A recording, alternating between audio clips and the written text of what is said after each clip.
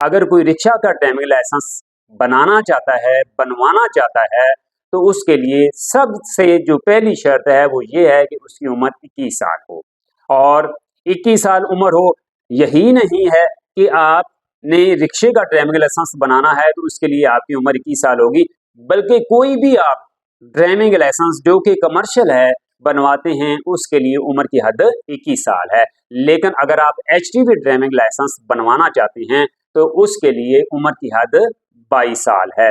तो जब आप रिक्शे के ड्राइविंग लाइसेंस के लिए अप्लाई करते हैं, लर्नर परमिट उसका बनाते हैं, तो आपकी एक उम्र 21 साल हो और दूसरा उसके लिए आपको डॉक्टरी मेडिकल की ज़रूरत होती है।